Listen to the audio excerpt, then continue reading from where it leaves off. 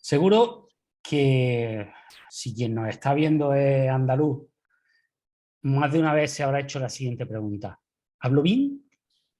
¿Hablo mal? ¿Qué es lo que hablo? ¿Hablo castellano? ¿Hablo español? ¿Hablo andaluz? ¿Es el andaluz un idioma? ¿Es un acento? ¿Es un deje? Hay un andaluz, hay muchos tipos de andaluz. Y si hay muchos tipos de andaluz, en realidad a lo mejor no es andaluz, sino son formas de hablar, distintas formas de hablar castellano. Y si el castellano fuera una manera de hablar el andaluz. Pero no solo eso, estoy convencido de que más de uno, si es andaluz, por error o equivocación, entiéndoseme lo que quiero decir, a la hora de escribir, pues se ha equivocado y he escrito equivocado en vez de equivocado. Porque es que es lo que nos pasa. Hablamos de una manera, escribimos de otra, pero ojo, eso tampoco es nuevo. Eso pasa en absolutamente todos los idiomas del mundo. Se hablan de una manera, se escriben de otra, no es tan raro. Pero a veces mucho más que eso. A veces mucho más que esa mera transcripción de hablar de una manera e intentar escribirlo en papel de otra. A veces hay sentimientos detrás, hay identidad. En fin, de eso vamos a hablar con alguien que lleva muchos años haciéndose esas preguntas y buscando respuestas. Y así es como surgió la Sociedad de Escritores en Andaluz y vamos a hablar con su secretario, con Juan Porras. ¿Qué tal? ¿Cómo estamos? Hola, muy buenas tardes. Aquí estamos Pues, esperando que llueva, como dice. sí, falta no hace, ¿no? Porque incluso aquí en Almería, que llueve muy poco, ahora llueve menos todavía, que ya es un decir. Quería empezar preguntándole una cosa, porque claro, el motivo de esta charla es que ustedes se van a reunir en Almería, allá por el mes de diciembre. Entonces, lo que quiero preguntarles en primer lugar es qué es la Sociedad de Escritores en Andaluz y por qué han elegido en esta ocasión Almería para ese encuentro.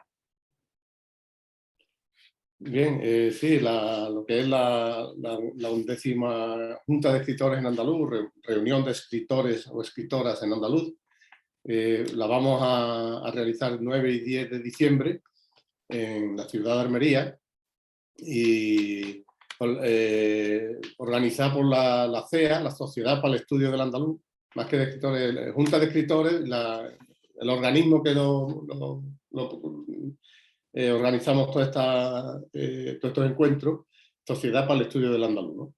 Entonces, el motivo es que vamos, desde que empezamos, desde los inicios de la primera junta, del primer congreso que tuvimos, nos fuimos reuniendo, empezamos ya a tener la idea clara de que teníamos que ser un congreso itinerante y que teníamos que recorrer un poco todos los movernos por distintos espacios del territorio andaluz, y entonces de ahí que hemos ido percurando de ir cambiando de provincia, de provincia, de territorio, y esta vez, pues bueno, decidimos en lo que era la Asamblea General que tuvo lugar en el contexto de la 10ª Junta de Escritores en Andaluz, en Ayamonte, que fue hace 2 años. Pues justo terminar la Junta de Escritores y al poco ya empezó todas las restricciones de la pandemia, del COVID y demás, ¿no? Tuvimos la suerte de que nos pilló casi por refilón. Y entonces pues, se decidió de que teníamos que ir ya a Almería y contactar con gente del territorio, del terreno de Almería, y entonces pues ya realizar nuestra Junta de Escritores ahí, ¿no? Sí, y yo les agradezco que hayan contado conmigo para participar en ella. Quería preguntarles también sobre, desde su punto de vista, ¿qué es lo que hablamos los andaluces y cómo nos expresamos esto? Lo nuestro es un acento, es un deje, es un dialecto, es un idioma. ¿Lo tienen ustedes claro? Nosotros como SEA, como la Sociedad para el Estudio del Andaluz, sí lo tenemos bastante claro, en el sentido de, porque nos basamos, o tenemos claro lo que son los hechos lingüísticos, lo que es la expresividad popular, la manera en que manejamos nuestros sistemas lingüísticos, etcétera, etcétera. Y entonces, una cosa, lo que la gente no tiene claro es que confunde niveles, ¿no? Por un lado está el nivel, podríamos decir, de la lingüística, o sea, de eso, de la descripción de los hechos lingüísticos per se, y otra cosa es los calificativos que en términos sociopolíticos o identitarios o de otras maneras, de ciencias sociales, se les quiera poner a esos rasgos lingüísticos, ¿no? Entonces, desde el punto de vista de la lingüística, la singularidad dentro de su heterogeneidad, lo mismo que cualquier otro conjunto o cualquier otro actos de habla, etcétera, que haya por el mundo, pues tenemos esa singularidad lingüística andaluza, existe, es observable, se ha estudiado y se sigue estudiando de muchos puntos de vista, y cómo le llamamos, cómo le ponemos el nombre, o cómo le llamamos, eso ya depende un poco desde la perspectiva, ¿no? Pero en nuestro punto de vista, desde la CEA, no tenemos ningún problema en que, por lo menos que se tenga en cuenta esa identidad de esos rasgos lingüísticos singulares dentro de vuelvo a repetir, dentro de la diversidad que tiene cualquier lengua en el mundo, y entonces tenemos claro esa identidad, esa singularidad, y después dentro de esa heterogeneidad, y que el nombre que le pongamos, bueno, desde nuestro punto de vista y desde el punto de vista estrictamente lingüístico, estaríamos hablando de una lengua una lengua que equivale a lo que es dialecto, ¿no? Porque la realidad lingüística mundial son los dialectos, no son los idiomas. Lo que es el idioma, incluso el calificativo de lengua, depende más de unos parámetros de tipo sociopolítico, económico, etcétera, que no tienen que ver tanto con la ciencia lingüística. O no son directamente relacionables con la ciencia lingüística per se, ¿no? Es como pensar de que si no tienes una industria que fomente la escritura, los textos en tu lengua nativa, o no se ha pasado de la oralidad a la escritura, es como si consideráramos que si no tiene una literatura, si no tiene un diccionario, si no tiene una gramática formal, no tiene una academia, etcétera, etcétera, como si no existiera o no tiene el rango de lengua, ¿no? Y eso no es verdad. Aunque existen multitud, miles de lenguas en el mundo, de dialectos que tienen todos esos rasgos, esa identidad. Y de nuestro punto de vista, pues evidentemente, el lengua es dialecto, como cualquier lengua, una lengua es un dialecto, o en muchos casos compone de diversidad de dialectos o de distintas variantes lingüísticas, y no tenemos... Que otra gente a lo mejor le quieran llamar, disminuirlo de categoría de alguna manera por una cuestión de tener un poco de precaución de alguna manera, de que lo vayan a tachar de algún tipo de algo, pues entonces, bueno, que cada cual es libre de calificar como quiera, pero luego, por ejemplo, esto de llamarlo ya acento es casi la reducción al mínimo de lo que podía hacerse de una lengua, ¿no? Claro, por eso quería preguntarle también, porque ha hablado de la diversidad. A mí hay una cosa que siempre me ha llamado la atención, ¿no? Y es que es muy curioso que siempre cuando se habla de Andalucía y de lo que hablamos los andaluces, al margen ya de calificativos que se le pueda poner o definiciones de idioma, lengua, dialecto, en esto no importa mucho, el caso es que se hace siempre mucho hincapié en los distintos andaluces que hay, en las distintas formas de hablar, incluso se vincula mucho a las provincias. Cuando cualquier lingüista que vaya a un mapa de habla en Andalucía ve que no tiene nada que ver el dibujo geográfico de una provincia con cómo se hablan.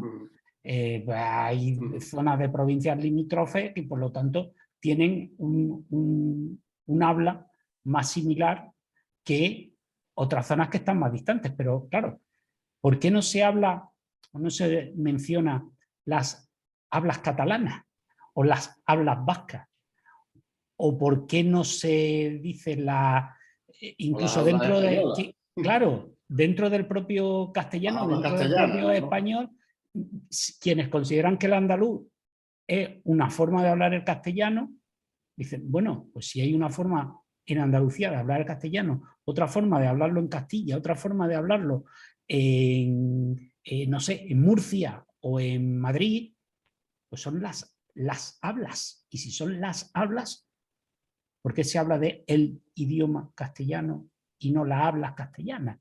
Es decir, es un poco también una especie de trato vejatorio, ¿no? hacia el andaluz. Claro. Sí, en este caso es lo que decía antes, que una cosa son la descripción de los rasgos lingüísticos, que lo puedes hacer de una manera neutra. Tú describes en tal lugar de la Tierra dicen esto, en otro lugar de la Tierra dicen, para referirse a esto lo dicen de esta manera, utilizan esta serie de este acento, con este vocablo, con este, en fin, con cada uno de una serie de rasgos, ¿no? Tú puedes describir los hechos lingüísticos tal como son, ¿no? Esos rasgos. Y después, cómo le pones el nombre a esos rasgos o cómo estableces una especie de comparación, eso ya pasa a otro nivel, ¿no? La comparación está bien, pero no para crear una especie de este está por encima o este está por debajo. En el momento en que todos los seres humanos nos consideramos y sabemos, yo como antropólogo social y que entiendo un poco también de temas lingüísticos, sabemos que todos los seres humanos tenemos las capacidades cognitivas, de comunicación, de pensamiento simbólico, las tenemos por igual.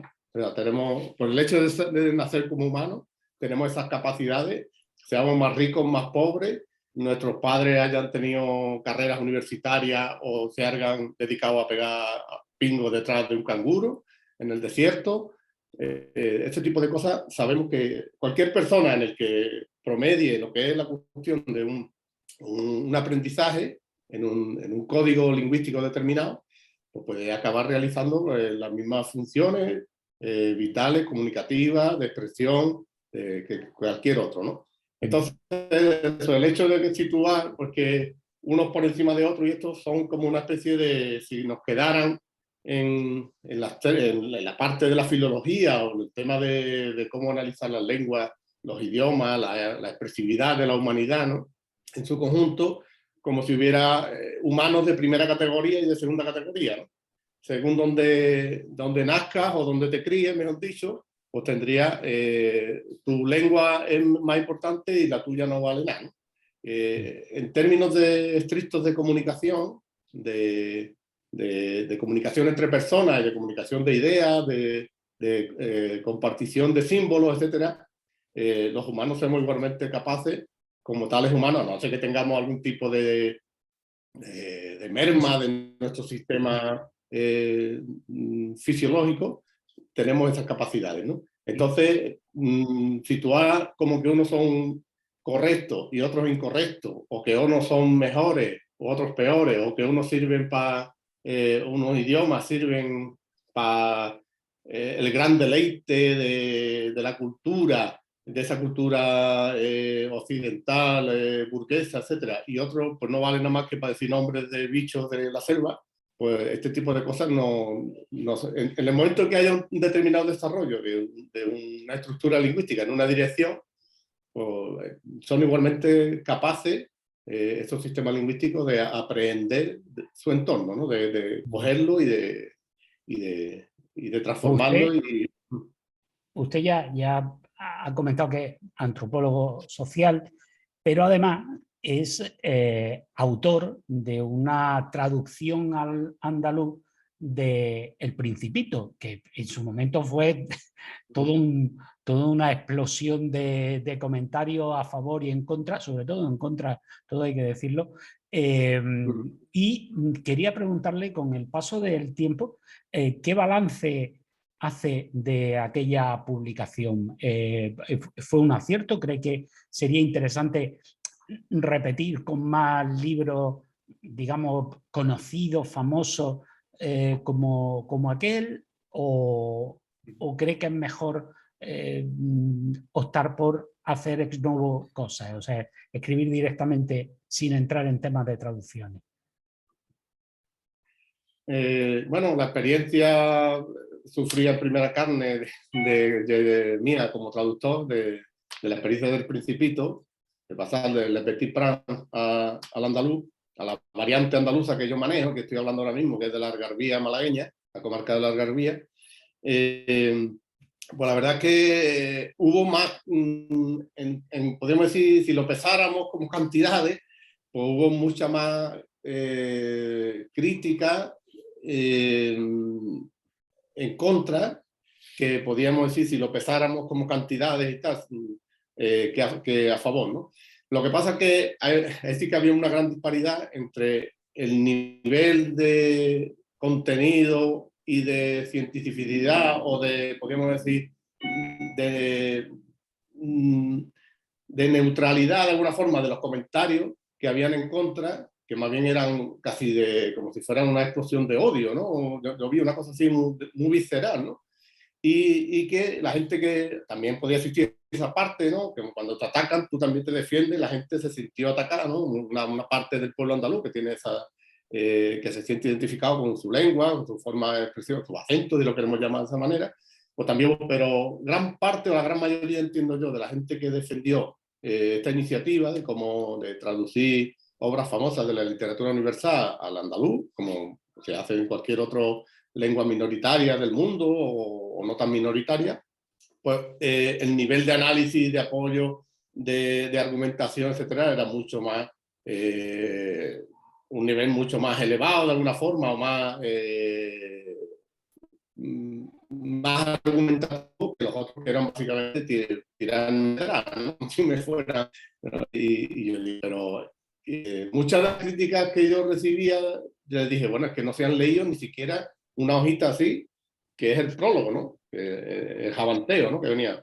Ahí lo explicaba todo. Explicaba qué variante del andaluz tomaba, la tomaba esa variante del andaluz porque yo soy de esa zona, es que la que manejo, que lo reconozco que es esa variante del andaluz, que el andaluz no existe, el andaluz ajuntado de momento de tipo académico, entonces, que es igual que cualquiera otra de las variantes andaluzas, o sea, no establecía ni un mejor ni peor.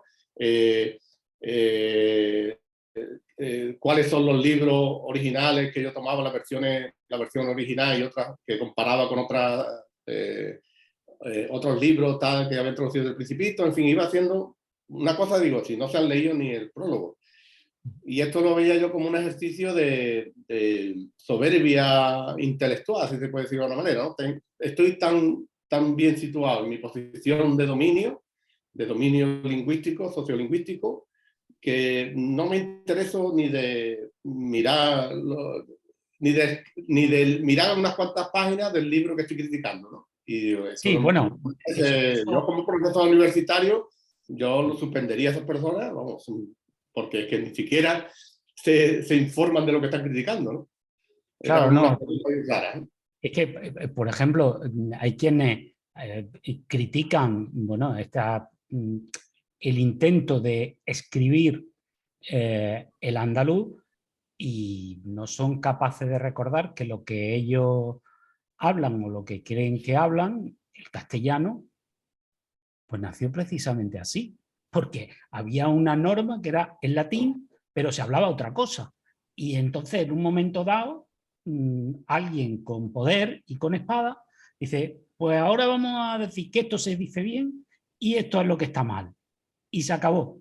Bueno, pues claro, entonces, a ver, ellos hablan algo que era hablar mal en una época y se decidió, ya digo, con la espada en la mano, que eso que era hablar mal, porque no era hablar latín, era hablar mal, era una cosa ahí rara, extraña, que hablaba... pues eso iba a ser, a partir de ahora iba a ser lo correcto y lo demás iba a ser incorrecto, ¿no? En fin, quería preguntarle también precisamente por esa cuestión, la de la normalización. ¿A usted le parece bien los intentos por normalizar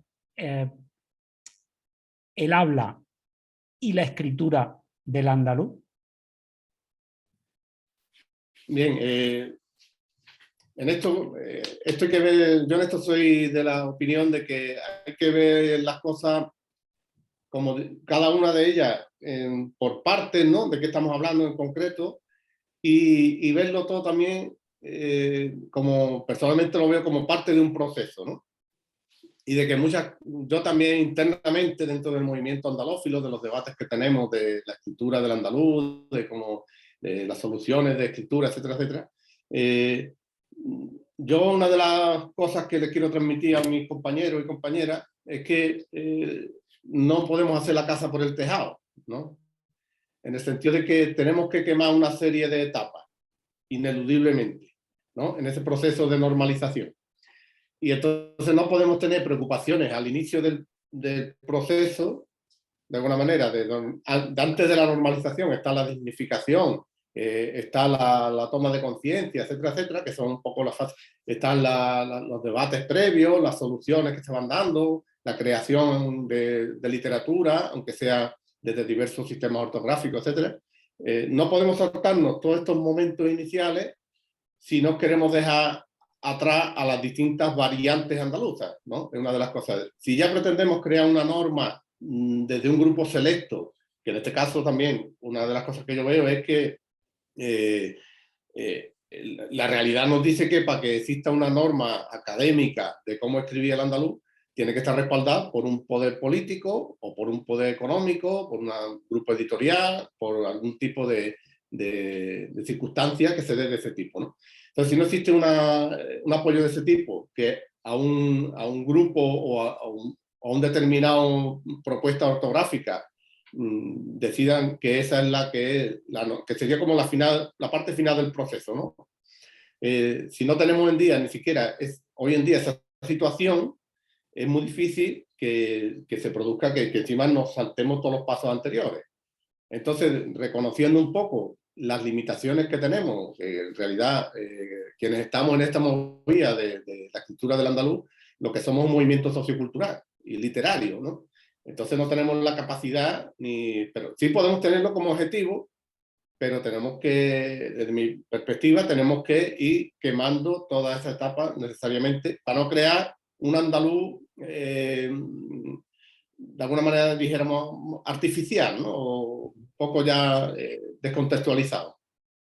También quería preguntarle por bueno, la opinión que le produce o la opinión que tiene sobre quienes les pueden acusar de querer inventar un idioma, pues bueno, pues un poco desde el nacionalismo andaluz para imitar pues, el caso vasco, por ejemplo, o incluso lo que está pasando en Asturias, donde prácticamente, pues bueno, ya se ha oficializado el asturiano como escritura, vamos, la gente, el asturiano lo hablan los asturianos desde hace tiempo, ¿no? Pero se ha oficializado como idioma e incluso, bueno, pues ya hay publicaciones diarias en asturiano.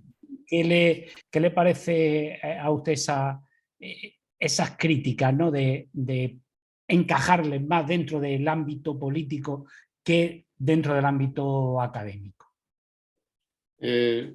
Bien, bueno, las críticas, todas las críticas, bueno, hay que respetarlas y hay que tener en cuenta lo que te dicen y bueno, hay que, una vez que te hacen ese tipo de crítica o cualquier otro tipo de crítica, pues hay que de alguna manera entrar en la argumentación, en el debate y de explicar si las personas o el grupo de gente que está haciendo ese tipo de críticas están desubicados, pues hay que explicárselo, ¿no?